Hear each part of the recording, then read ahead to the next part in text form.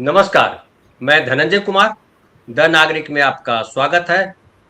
आज सोमवार है और सोमवार को हम जो अपना साप्ताहिक कार्यक्रम हमारा है सुबह 9 बजे साप्ताहिक कार्यक्रम में सोमवार को हम शुरू कर रहे हैं, जिसमें स्त्री पर बात करेंगे, महिलाओं की स्थिति पर बात करेंगे, महिलाओं के विभिन्न विषयों पर बात करेंगे, महिला विमर्श पे बात करेंगे और समझेंगे कि महिलाओं के साथ हमारा समाज, हमारा धर्म, महिलाओं की दुनिया क्या है, इन सब चीज़ों पर समझेंगे। हमारे साथ हैं संजीव चंदन। संजीव भाई नमस्कार, आपका स्वागत है। आप जानते हैं कि संजीव चंदन जो है स्त्री काल के संपादक हैं और स्त्री विमर्श में बेहद चर्चित दखल रखते हैं। आमतौर पर लोग बात करते हैं कि स्त्री विमर्श पे जब बात कर रहे हो तो महिलाओं को बुलाइए, वो भी सही है, लेकिन कोई जरूरी नहीं कि स्त्री विमर्श पर बात करते समय सिर्फ स्त्री ही स्त्री विमर्श पर बात कर सकती है, पुरुष भी बात कर सकते हैं। और अगर पुरुष बात करे तो मुझे लगता है और अच्छा हो कि पुरुष स्त्री को किस तरीके से देख रहा है वो भी दिखाई पड़ता है। संजीव भाई, आज हम पहला एपिसोड कर रहे हैं और शुरुआत हम करना चाहते हैं धर्म और स्त्री। जब स्त्री की बात करते हैं तो जो धर्म है, सनातन धर्म, हिंदू धर्म, क्रिश्चियनिटी, इस्लाम और तमाम धर्मों की बात करें और उसमें स्त्री की भूमिका, धर्म में स्त्री की भूमिका और स्त्री के लिए धर्म ने क्या स्पेस बनाया है। हम आम तौर पे आसपास देखते हैं तो हम देखते हैं कि स्त्री के लिए स्पेस बहुत कम है धर्म के भीतर, और धर्म ने कई तरीके की पाबंदियां लगा रखी है स्त्री के, चाहे हिंदू धर्म हो चाहे इस्लाम हो। अगर भारत में दो महत्वपूर्ण धर्मों की बात करें तो ये साफ साफ दिखाई पड़ता है कि स्त्रियों को एक तो कैद कर दिया गया है और कहा गया कि ये स्त्री का धर्म है, पतिव्रत स्त्री का धर्म है, पति की सेवा और ईश्वर की जो आराधना है। खास करके अगर हिंदुओं की बात करें तो जितने पर्व त्योहार हैं उसमें स्त्रियों की जबरदस्त भूमिका है। तो धर्म में स्त्री का क्या स्थान है और स्त्री धर्म के पीछे क्यों पागल है कहिए, या कहिए धर्म के प्रति स्त्री का इतना लगाव कैसे, इस पे जरा हम आपसे समझना चाह रहे हैं जी। देखिए धनंजय जी, पहले तो कि स्त्रियों के लिए स्त्रियां बात करें तो ज्यादा अच्छा है, और स्त्रियों पर पुरुष भी बात करें यह भी मतलब और अच्छी बात है कि स्त्रियां ही बात करें, फिर पुरुष भी बात करें। लेकिन पुरुष ही बात करें की स्थिति पैदा हो जाए तो दिक्कत है। बिल्कुल सही। तो कई बार इस फॉर्मेट की समस्या भी होती है। आपसे मैं आपकी तकलीफ समझ सकता हूँ, स्त्री काल में चलाता हूँ और कई बार आपको आपके पार्टिसिपेंट्स इस माध्यम के लिए नहीं मिलते हैं। हम लोग कोई पेमेंट तो करते नहीं है, तो ये भी एक वजह होगी और कई वजह होते हैं इस माध्यम के लिए। तो मैं उनके लिए ये इतनी बात कह रहा हूँ जो ये सवाल हमारे वीडियो को देखने के बाद जरूर करेंगे, करना भी चाहिए। धर्म का जो प्रसंग है उसमें दूसरे सवाल पर बाद में आते हैं, लेकिन पहले सवाल पर, धर्म तो एक खास किस्म का नियम है, एक खास किस्म का कानून है जो समाज ने उसको, अब अलग अलग कारणों से इस पे बहुत सारे लोगों ने लिखा है, उधर हम नहीं जाएंगे, बहुत सारे लोगों ने इस पे कहा है, लेकिन समाज एक नियमन करता है अपने जीवन जीने के लिए, तो उसकी एक व्यवस्था है धर्म, षड्यंत्र नहीं है। कई बार हमें लगता है कि एक षड्यंत्र की तरह बना है ये, और अलग अलग क्षेत्रों के लिए अलग अलग धर्म बने, अलग अलग क्षेत्रों के लिए अलग अलग किताबें, नियमन की किताबें लिखी गई। जनता उस पर बहुत सवाल न खड़ा करे, उससे स्वतंत्र ना हो जाए, इसलिए उसको आसमानी बताया गया। वेदों को भी कहा गया कि ईश्वर अपौरुषीय है, किसी पुरुष ने नहीं लिखा है, ऊपर जो सर्वोत्तम पुरुष है अपौरुषीय है, मतलब ईश्वर के द्वारा है। जो कुरान की आयतें हैं वो भी आई हैं। तो बाइबिल भी जो है वो गॉड का ये है, संदेश है। तो इस तरह से वो किया गया था। लेकिन अब जैसे जैसे अब चूंकि वो धर्म के फॉर्म में रूढ़ हो गया, तो सभ्यता के विकास के साथ उनका विकास नहीं हुआ, कोडिंग्स का विकास नहीं हुआ। आप देखिएगा कि जो जितना पुराना धर्म है वहां आपको नियमन की कठोरता और नियमों की जो पौराणिकता है वो ज्यादा मिलेगी। इस्लाम सबसे लेटेस्ट धर्म है, तो आपको दिखेगा कि दूसरों की तुलना में वहां पर महिलाओं का भी उदाहरण लेंगे तो वो वहां ज्यादा नियमों के स्तर पे ज्यादा प्रोग्रेसिव है, ज्यादा प्रगतिशील रहा है। हिंदू कानूनों में जैसे आप किसी को चोट लग सकती है, आजकल चोट बहुत लगती है धनंजय, किसी को चोट हो सकती है कि हिंदू कानून धर्म से आप श्रेष्ठ बता रहे हैं। तो हिंदू धर्म जैसी कोई चीज, एब्सोल्यूट कोई चीज ऐसी कोई रही नहीं। बहुत सारे आस्थाओं का समुच्चय यहाँ था, शैव, वैष्णव आदि इत्यादि। और जो नियम हैं वो आज चूंकि हिंदू कोड लॉ जो है, हिंदू लॉ, हिंदू कोड, उसमें कई तरह के सुधार हुए स्टेट के जरिए, तो वो फिर अब थोड़ा प्रोग्रेसिव जरूर आगे दिखाई पड़ेंगे शरिया कानूनों की तुलना में। लेकिन पीछे मैंने बात कही धर्मों के हिसाब से। तो अब हुआ ये कि चूंकि धर्म के तौर पे इसको इस ईश्वर प्रदत्त, ईश्वर की इच्छा, ईश्वर का आदेश, इस फॉर्म में इसको रूढ़ करने की कोशिश की गई, और इसकी इस आज्ञा का, इस इच्छा का उल्लंघन करने पर जाहिर है कि ईश्वर का प्रकोप झेलना पड़ेगा। तो यह जो एक व्यवस्था की गई, उस व्यवस्था ने पुरुष और स्त्री दोनों के मस्तिष्क का अनुकूलन किया, कंडीशनिंग की। यही मूल संकट है। और चूंकि नियम कानून जो बनने शुरू हुए धर्म के फॉर्म में भी जो आए, तो उसका जो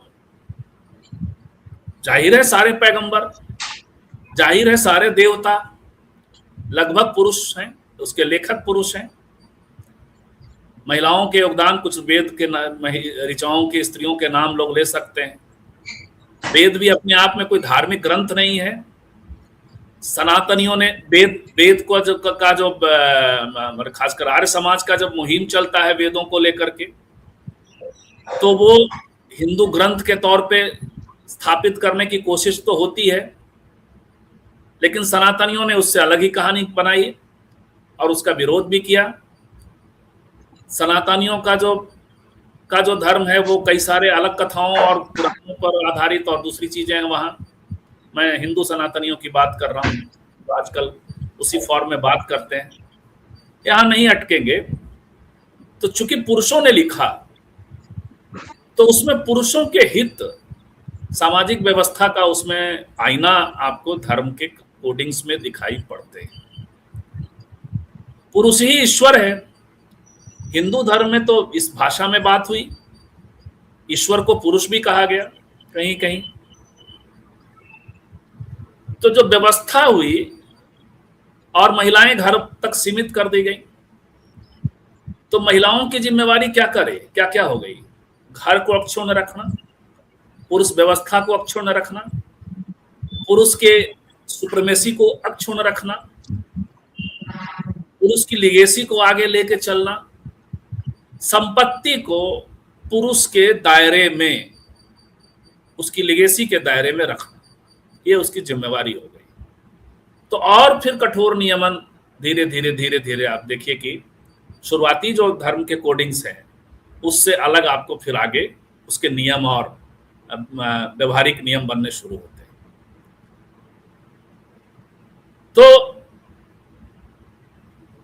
उस अनुकूलन है, अनुकूलन हुआ, पुरुष का अनुकूलन अलग तरीके से हुआ, वहां उसकी श्रेष्ठता की ग्रंथि फिर बनने लगती है, और स्त्री का अनुकूलन जो है उस श्रेष्ठता के भीतर होने की बनती चली, होता चला गया। उसका विद्रोह करेगी, उससे विरोध करेगी तो उसका ईश्वर नाराज हो जाएगा, उस ईश्वर से पहले तो घर नाराज हो जाएगा, समाज नाराज हो जाएगा, डायन हो जाएगी, वो उल्टा हो जाएगी, वो रंडी हो जाएगी। अलग अलग संदर्भों में उसके लिए अलग अलग टर्म होते चले। तो इसीलिए जो आपका जो दूसरा सवाल है, वो दूसरा सवाल उससे जाकर के जुड़ता है कि वो क्यों लगाव है। स्टॉकहोम सिंड्रोम एक सिंड्रोम होता है, तो उसमें अपना जो उत्पीड़क है उससे ही प्रेम हो जाना है, उत्पीड़क जो है उसके प्रति ही ज्यादा लगाव, आस्थावान हो जाना। तो वो स्थिति स्त्रियों के साथ हुई। और मतलब संजीव भाई, अगर फिल्मी भाषा में कहें तो कई गीत हैं, पति को परमेश्वर समाज ने कहा कि पति ही परमेश्वर है, उसको लेकर के ढेर सारी फिल्में बनी, गीत बने। उसमें एक बड़ा चर्चित गीत है, भला है बुरा है जैसा भी है, मेरा पति मेरा देवता है। जी बिल्कुल बिल्कुल। तो ये है। और इसमें फिर आप देखिए जितने व्रत नियम वो सब फिर स्त्री के जिम्मे आता चला गया। पुरुष जो है वो ब्रेड विनर होने लगा ना। वो जो व्यवस्था थी कि जहां स्त्री और पुरुष दोनों मिलकर के काम कर रहे थे उस आर्थिक पैटर्न में, वहां धीरे धीरे ऐसी स्थिति आई कि, और ऐसी छवि बनी भी आज भी। जैसे मान लिया कृषि कार्य है, कृषि कार्य में महिलाएं पुरुषों की तुलना में ज्यादा श्रम करती हैं, ज्यादा जुड़ी हैं। कई सारी प्रक्रियाओं में आप देखिएगा, बिनाई, कटाई, रोपाई, वो सारी चीजों में, ढुलाई, घर के अंदर फिर उसके एक दौर में ऐसा होता था कि घर में ही सारा उसका छटाई की व्यवस्था होती थी, तो वो सब भी स्त्रियों के जिम्मे होता था। लेकिन वो सीन में, दृश्य में कंधे पर लिया हुआ जो औजार उसके हाथ में है और औजार के साथ का जो पुरुष है, तो वो वहां दिखाई पड़ता है। तो वो ब्रेड विनर है कि छवि में गया। और ये जो है स्त्री जो है वो होम मेकर हो गई, जबकि वो होम मेकर उन अर्थों में होम पूरा वो जिम्मेवारी उनकी उसकी हो गई, उसकी इंडिविजुअलिटी खत्म हो गई। तो इसलिए फिर वो सारी जिम्मेवारी, घर परिवार, पुत्र, वो सबको अक्षुण्ण रखने के लिए जो अब हिंदू व्यवस्था के भीतर आए, तो जितने भी नियम कानून, व्रत, त्योहार वो सब हुआ, वो सब उनको करना है। और उनका कोई ईश्वर परलोक में दंड नहीं देगा यदि वो ऐसा नहीं करेंगी तो। परलोक का दंड नहीं मिलने वाला। परलोक पता नहीं मृत्यु के बाद किसी ने देखा है कि नहीं। गरुड़ पुराण का जो पाठ होता है, वो गरुड़ पुराण भी आप देखेंगे तो बहुत लेटेस्ट पुराण है, और उसमें राज्य दंड विधान जो है वो राजदंड विधान है। यमराज दंड विधान बेसिकली राजदंड विधान है, और जितना क्रूर कल्पना की जा सकती है वो सारी क्रूर कल्पना है। नहीं, उसके बारे में कहा, और उसके बारे में बड़ा बढ़िया मुझे प्रसंग याद आ रहा है, चुटकुला टाइप है, लेकिन ये बड़ा जहीन है। चुटकुला भी है लेकिन बड़ा जहीन है। कहा कि जो है शरीर में जब मृत्यु हो जाती है शरीर की, तो आत्मा निकल जाती है। आत्मा के बारे में कहा गया कि आत्मा को जलाया नहीं जा सकता, काटा नहीं जा सकता, आत्मा अजर अमर है। तो आत्मा तो अजर अमर है, शरीर जो है, शरीर को यहीं जला दिया आपने। तो जब शरीर को जला दिया, आत्मा अजर अमर है, तो यमदूत जिसको ले जाते हैं और यमराज के यहाँ जजमेंट होता है और उसको कढ़ाई में खौलाया जाता है, तला जाता है, आरे से चीरा जाता है, तो किसको काटते चीरते हैं वो, किसको खौलाते हैं वो? आत्मा तो अजर अमर है, शरीर हमने यहीं जला दिया, तो कौन है जिसको यमदूत ले जाते हैं? वही देखो, वहां तर्क धर्म पहले तर्क तो छीनता है, तो तर्क करने नहीं देगा आपको। उसमें फिर अब चुटकुला नहीं है, बेसिकली तर्क है। इस तर्क से आप जाएंगे तो गरुड़ पुराण ध्वस्त हो जाएगा। लेकिन खैर, तो स्त्री को लेकिन गरुड़ पुराण का भय नहीं है। वो उसके मानस को बनाने में काम करता है, लेकिन इमीडिएट सजा तो नमक पति की इच्छा से नहीं डाले जाने की सजा है। ज्यादा और कम वाली सजा है। खाने का प्रकार क्या रखा गया उसकी सजा है। खाना क्या बनाया गया, कब खाया गया और किसे खिलाया गया, उसकी सजा है। ये भारत के ग्राम माने एक बड़े मास का आज बहुत बड़ा हकीकत है। और हो सकता है कि ये मिडिल क्लास जो थोड़ा बना है उसको ये लगे कि ऐसा नहीं होता है। तो मैं टेस्ट के लिए किसी भी महिला साथी को कहूंगा कि 10 दिन एक जैसा खाना, मैंने अपनी इच्छा से खाना बना के देख लो। खाना जैसी सामान्य चीज मैं बता रहा हूँ, बाकी बड़ी चीजें बड़ी बात है, बड़े फैसले फिर उसमें बहुत सारी चीजें आती है। मध्य वर्ग में फिर नौकरी करना है नहीं करना है आदि इत्यादि। जी धनंजय जी, तो अब ये बतलाइए कि स्त्री के साथ समाज ने या कहिए धर्म की डोरी बांध दी या परिवार की मर्यादा बांध दी, स्त्री को सीमित कर दिया गया। स्त्री को कहा कि पति ही तुम्हारा तुम्हारा संसार है, पुत्र ही तुम्हारा संसार है।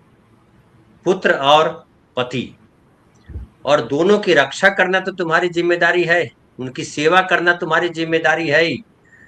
धर्म के पालन में, ईश्वर की आराधना में भी उनकी ही रक्षा की बात करनी है, अपनी रक्षा की बात कहीं नहीं करनी। और अगर देखिए कि इस्लाम में भी जो है, जब मस्जिद के अंदर उसको प्रवेश नहीं, जो पुरुषों को अधिकार प्राप्त है, अगर इस्लाम की ही बात करें तो वो सारे अधिकार नहीं प्राप्त हैं। वो पुरुषों को प्राप्त, स्त्री को बुर्के में रहना है, स्त्री को पर्दे में रहना है। यहाँ भी अगर हिंदू में भी आए तो स्त्री जो है वो घूंघट डाल के रहेगी, स्त्री जो है बाहर नहीं जाएगी, स्त्री के लिए लक्ष्मण रेखा है, स्त्री के लिए ये है। स्त्री स्त्री के तौर पर ह्यूमन बीइंग स्त्री दिखाई नहीं पड़ती। तो जो ह्यूमन बीइंग के तौर पर स्त्री नहीं दिखाई पड़ती है, बावजूद इसके स्त्री उस आवरण में रहना पसंद करती है कि नहीं, हमारा धर्म तो यही है कि हम पति की सेवा में रहें, बेटे की सेवा में रहें और पिता की सेवा में रहें और परिवार की सेवा में रहें, हमारी ओन आइडेंटिटी हो। इसके लिए स्त्रियां जो है वो संघर्ष करती दिखती, स्त्रियां भी संघर्ष नहीं करती है। वहां भी देखिए कि बहुत पढ़ी लिखी महिलाएं भी लंबा सिंदूर लगा करके और करवा चौथ कर रही हैं और फलाना कर रही हैं, वो सब करते दिखाई पड़ती है। उसकी वजह क्या है? नहीं, देखिए उस पर तो हमने अभी आपको बताया, स्टॉकहोम सिंड्रोम से लेके पूरा पहला पार्ट तो उसी को लेकर के रहा। और स्त्रियों ने, ऐसा नहीं है कि वो एक तरफा प्रोसेस रहा है। स्त्रियां अपने हिसाब से अपने अधिकारों के लिए और अपने वैयक्तिक स्वतंत्रता के लिए एक इकाई के तौर पे माने जाने के लिए, इकाई के तौर पे पेश होने के लिए और इकाई के तौर पे एक्ट करने के लिए, हासिल करने के लिए, सब्जेक्ट के तौर पे वो प्रयास करती ही रही। वो पैरेलल चीजें चली हैं धनंजय जी, व्यवस्था अपने हिसाब से चली। इसीलिए जब आप देखिए ना, भारत के संदर्भ में भी आप देखेंगे तो जो भक्ति आंदोलन में जो महिलाएं हैं, तो उसको आप किस खाते में लेकर के जाइएगा? वो ईश्वर भक्ति नहीं है, वो सांसारिक प्रश्नों को लेकर के एक संवाद है। जितने भी, अब जैसे मान लिया मीरा हैं, महादेवी अक्ख हैं, सबकी अपनी अपनी अलग अलग शैली में। जब बात आती है स्टेट के इन्वॉल्वमेंट के साथ, स्टेट की भूमिका के साथ काम करने की, कई बार कोशिशें हुई है। मैं वहां नहीं जाऊंगा कि आपके स्त्री शासकों ने क्या किया, और मैं फ्यूडल एज में नहीं जाना चाहता। लेकिन जब स्टेट अपने फॉर्म में आया, लोकतांत्रिक व्यवस्था के तौर पे चीजें डेवलप होने लगी, भारतीय संदर्भ में भी देखें, सबसे क्लासिक एग्जाम्पल मैं देना चाहूंगा कि ये जो सब कुछ हुआ, जो पहले पार्ट में हम लोगों ने बात की कि स्त्री की कंडीशनिंग की गई, ऐसा आपको करना है, तो ऐसा आपको करना है। ये सब कुछ कस्टम्स के नाम पे, धार्मिक आदेश के नाम पे, रीति रिवाज के नाम पर हुआ। हम कई बार इस पर बात करते हैं, आपके यहाँ भी लगता है बात की हमने अलग पॉलिटिकल शो में, कि उस दौर में जब संविधान सभा में कर्तव्य की बात होने लगी, माइनॉरिटी राइट्स पे जब डिस्कशन हो रहा था, तो उसकी सब कमेटी में ये प्रसंग आया कि धर्म के अनुपालन के लिए मतलब रिलीजियस फ्रीडम होना चाहिए। तो उसके पक्ष में महिलाएं नहीं थी। महिलाओं का तर्क था कि आप रिलीजियस फ्रीडम देते हैं तो फिर सती प्रथा जैसे कानूनों का एबोलिशन नहीं होगा, वो धर्म के नाम पे उसको सेव किया जाएगा, जो सबरीमाला में जजमेंट में भी आया और एक्शन में भी दिखाई पड़ता है। उनका कहना था कि रिलीजियस वर्शिप का अधिकार मिले, एब्सोल्यूट राइट नहीं। तो आप देखिए लड़ रही है कि नहीं लड़ रही है हर स्तर पे। अभी हम लोग विजय जी से बात करके आ रहे हैं घरेलू श्रम पे, अब आगे योजना हम लोग की विवाह पे, तो विवाह के प्रसंग में बात, उसी दौर में क्या सब हो रहा है, उसी दौर में विवाह को लेकर के हो रहा है कि विवाह समाज इकाई परिवार न हो, व्यक्ति हो। परिवार के भीतर तो जब व्यक्ति होगा तो जो विवाह होगा वो दो व्यक्तियों का यूनियन हो जाएगा। परिवार यदि को आप यूनिट बनाएंगे तो उसमें दो व्यक्तियों का अस्तित्व तो खड़ा नहीं हो पाता है। दो व्यक्तियों का जब यूनियन होगा, दो व्यक्तियों के उसमें कंसेंट होंगे, और वो तब तक का यूनियन होगा जब तक कि उनकी इच्छा होगी, यानी फिर डिवोर्स का मसला आता है। ये सब हो रहा है, ये हम नहीं कर रहे हैं, हमारी फोर मदर्स कर रही हैं। तो ऐसा नहीं कह सकते कि सब पूजा कर रही हैं। चेतना के स्तर पे वो हमेशा जितना पॉसिबल है, लेकिन उसमें संकट ये है कि उनको लड़ना किसके खिलाफ है, इसलिए वो हमेशा टैक्टिकल होती हैं, चाहे वो दलित महिलाएं हों चाहे गैर दलित जो वर्ण व्यवस्था की महिलाएं हैं। तो वो टैक्टिकल इसलिए होती हैं कि कुछ पाना होता है, कुछ छोड़ना होता है, कर्तव्यों के उसमें बंधी हुई है जिसमें वो कंडीशनिंग सब शामिल है। तो कुछ करना भी होता है, लेकिन वो धीरे धीरे उस अनिवार्य करने से मुक्त होना चाहती है, अधिकार के रेशियो को बढ़ाने की कोशिश करती रही। इसीलिए उस दौर में, जिस दौर की हम बात कर रहे हैं, वो धर्म को लेके, घरेलू श्रम को लेकर के, प्रॉपर्टी राइट्स को लेकर के, इन सब पे ये नहीं है कि किसी अम्बेडकर बाबा साहब ने दे दिया या नेहरू ने दे दिया। महिलाएं उस डायलॉग कर रही हैं, हर समाज की महिलाएं डायलॉग कर रही हैं, हर समाज की महिलाएं अपनी इच्छा वहां सामने रख रही हैं, प्रस्ताव पास कर रही हैं अलग अलग प्लेटफॉर्म पे, और इंक्लूडिंग संविधान सभा तक पहुंचती हैं। तो इसलिए आप ये नहीं कह सकते कि महिलाएं सरेंडर्ड फॉर्म में वही किए जा रही हैं। अब उसमें होता क्या है कि आपको यदि आप वो विध्वंस नहीं कर सकती, वो घर को तोड़ नहीं सकती, परिवार को एकदम से तोड़ के निकल नहीं सकती है, इसी व्यवस्था के भीतर है। तो इसीलिए ये सिर्फ परिवार के मामले में नहीं हुआ, ये राष्ट्र के मामले में भी, देश के भी मामले में हुआ। उस दौर में एक चीज मैं देख रहा था कि जो राष्ट्रवादी आंदोलन है जिसका नेतृत्व गांधी जी कर रहे हैं, नेहरू जी कर रहे हैं, महिलाएं उसके भीतर भी हैं और उनसे अलग भी हैं, बल्कि वो दादा दलितों के साथ है, मुसलमानों के साथ है, माइनॉरिटी के साथ है। फिर उसमें महिला अभी फिलहाल वहाँ माइनॉरिटी महिलाओं की बात अभी इधर ही रखिएगा, महिलाओं के साथ ही रखिएगा, लेकिन इन टर्म मैं बात कर रहा हूँ, उनकी भाषा में बात कर रही है, उनके टैक्टिक्स पे बात कर रही है। कांग्रेस चाहती है कि 1927 का जो साइमन कमीशन है उसका विरोध हो। ये सब धर्म से जुड़ा हुआ है सर, इसलिए मैं कह रहा हूँ, अधिकार से जुड़ा हुआ है, आपके सवाल से जुड़ा हुआ है। 1932 का जो गोलमेज सम्मेलन है उससे महिलाएं मैंने कांग्रेस का बहिष्कार है 1930 वाले का, लेकिन महिलाएं अपना रिप्रेजेंटेटिव भेज रही हैं, और वो कांग्रेस के भीतर भी है, राष्ट्रवादी आंदोलन में। और टैक्टिक्स देखिए, टैक्टिक्स मजेदार है कि उनका जो संगठन है वो कांग्रेस जैसा ही रिजोल्यूशन पास कर रहा है कि साइमन कमीशन का बहिष्कार करो, लेकिन अपने भीतर से दो लोगों को भेज भी दो। संगठन और भी हैं, उसी समय पैरेलल दूसरे संगठन भी काम कर रहे हैं। तो इस तरह से महिलाओं ने हर एज में काम, ये कोशिश की है कि जो उनका अनुकूलन हो, तो चेतना आएगी तो चीजें और बेहतर ढंग से। अभी मैं दो महिलाओं का रूपक देता हूं।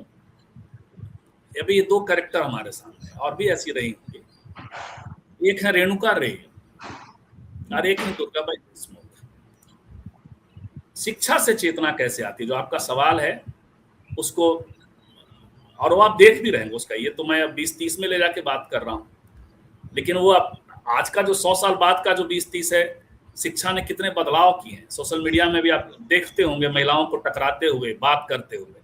वो जो हमारे पॉलिटिकल बाइंड्री से अलग दुनिया में रहती हैं, खींचते हैं, क्या बात कर रही है, शादी की बात कर रही है, विवाह की बात कर रही है, फैशन की बात कर रही है, कपड़े की बात कर रही हैं। लेकिन वो वैसा नहीं है, वो ऐसा ही होगा, होना भी चाहिए, और वो आज नहीं हो रहा है। क्योंकि हम आप जो चाह रहे हैं कि फलाना सुल्तान हट के फलाना सुल्तान बैठ जाएगा, उससे चीजें नहीं बदलती। तो दो महिलाएं, दोनों महिलाएं गांधी जी के प्रभाव में आई, बचपन में आ गई। रेणुका रे के माँ पिता समृद्ध और पावरफुल बंगाली परिवार है। रेणुका रे का नानी परिवार भी और रेणुका रे का पिता परिवार भी, माँ परिवार भी पिता परिवार। तो वो गांधी जी से हाथ पांव जोड़ के समझा करके उनको लंदन पढ़ने भेज देते, शुरुआती आंदोलन से बाहर। एक उनसे सामान्य घर से आई हुई आंध्रा की दुर्गाबाई हैं, दुर्गाबाई समथिंग जी हैं। अब बाद में देशमुख वित्त मंत्री से उनकी शादी होती, इसलिए दुर्गाबाई देशमुख हो गई। ये सब संविधान सभा की महिलाएं दोनों, इसलिए बहुत महत्वपूर्ण है। ये सब डायलॉग्स कर रही हैं, मतलब मुक्ति का जो आप बात कर रहे हैं कि उसके अनुकूलन में क्यों वही क्यों करती हैं जो नहीं करना चाहिए, लेकिन वो नहीं करती। तो गांधी जी के प्रभाव में आई, ये रही। इन्होंने गांधी जी के प्रभाव में अंग्रेजी शिक्षा का बहिष्कार कर दिया, ये हिंदी पढ़ाने लगी, हिंदी का स्कूल खोलने लगी। 1930-32 के दशक में जाते जाते 2-3 बार जेल भी हो आई, लेकिन शिक्षा लिया, थोड़ा 10 साल के ब्रेक के बाद शिक्षा लिया, वकील बनी। तो गांधी जी के ब्रह्मचर्य के प्रयोग से मुक्त हो गई। प्रभावती फंस गई। तो आप समझिए मैं गांधी जी को क्यों सामने ला रहा हूं। एक ऐसा जो लोकतांत्रिक बनते स्टेट के भीतर का सबसे पावरफुल व्यक्ति है, जो इस तरह के किसी, उस वक्त गांधी जी बोलते हैं कि ये पश्चिम के प्रभाव की महिलाएं हैं, जो बाल विवाह और दूसरे प्रसंगों पे रेडिकल पोजीशन ले रही थी। गांधी जी का कहना था कि स्लो मोशन में, और स्लो मोशन बड़ा अलग होता है, वो तिलक वाली लाइन थी कि आप सामाजिक दायरे में स्टेट ज्यादा इंटरफेयर नहीं करे। तो दो लोग थे, एक देखिए, एक पहले जाकर के, और वो तो मुक्ति हो गई, उनकी चेतना एकदम अलग तरीके से रही, लेकिन दोनों कांग्रेस में थी और पावर ले रही थी, चुनी जा रही थी, केंद्रीय विधानसभा में जा रही थी, संविधान सभा में जा रही थी।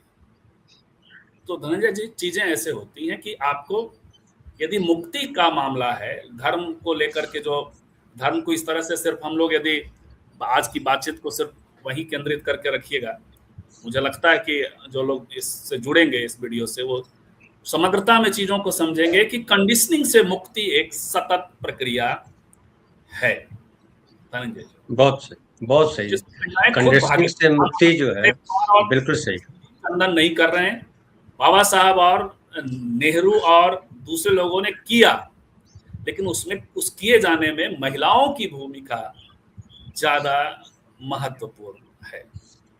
बिल्कुल, हम इस पर आगे बात करेंगे। बहुत बढ़िया आपने समझ भी दिया है कि कंडीशनिंग जो है, वो जो कंडीशनिंग है उससे निकलने का रास्ता बहुत तेज नहीं हो सकता, बहुत तेजी से नहीं भाग सकते। और ये जाहिर है कि विध्वंस की तरफ नहीं जाना है, हमको निर्माण की तरफ जाना है। तो निर्माण जो है वो स्लो प्रक्रिया है। बहुत सही कहा आपने। तो संजीव भाई, हम जहां आपने छोड़ा है, फिर अगले एपिसोड में हम आगे बढ़ेंगे, इसको आगे बढ़ाएंगे, क्योंकि अभी कंप्लीट एपिसोड नहीं होता। हम रासुंदरी देवी की भी बात करेंगे, हम सावित्रीबाई फूले की भी बात करेंगे, और आज के समाज में जो स्त्रियां हैं, जो पढ़ी लिखी IAS ऑफिसर बनी है, वो भी उस लेवल पे बात नहीं कर पा रही है जिस लेवल पे सावित्रीबाई फूले बात कर रही थी। वो कहाँ गड़बड़ी हो जाती है, उन चीजों पर भी बात करेंगे। और ये सतत बात इसलिए करेंगे, आप तो रहेंगे ही मेन, और दूसरी महिला साथी हमें मिलेंगी तो उनको हम जोड़ेंगे। आपके साथ तो ढेर सारी महिला साथी हैं, वो लाएंगे। लेकिन एक बड़ा अच्छी लाइन आपने दी है कि विध्वंस नहीं, निर्माण के साथ चलना, और निर्माण के साथ चलते समय आपको धीरे धीरे धीरे धीरे चलना होगा। बहुत बहुत धन्यवाद संजीव भाई। और आप जो तमाम साथी देख रहे हैं, जो स्त्री हो पुरुष हो, वो गंभीरता से इसको समझना भी जरूरी है, देखना भी जरूरी है। और एपिसोड अगर अच्छा लगे तो आपको उस पर चर्चा भी करनी है, कुछ बुरा लगे तो वो भी लिखिए कि ये इसको ऐसे देखा जाना चाहिए या क्या। क्योंकि स्त्री विमर्श एक ऐसा विषय है जिसमें हर कोई भागीदार बने तो ज्यादा बढ़िया है। केवल स्त्री का विमर्श नहीं है, वो पूरे परिवार का विमर्श है, इंडिविजुअल का विमर्श है। हमारी जो संविधान में जो चीजें लिखी है, न्याय, स्वतंत्रता, समता, बंधुत्व और व्यक्ति की गरिमा, वो विमर्श भी इसमें शामिल है। तो बहुत बहुत धन्यवाद संजीव भाई, और बहुत बहुत धन्यवाद आप तमाम साथियों को जो हमारे साथ जुड़े रहे हैं। बहुत बहुत धन्यवाद, शुक्रिया। हर सोमवार हम स्त्री पर बात करेंगे सुबह 9 बजे, याद रखिएगा।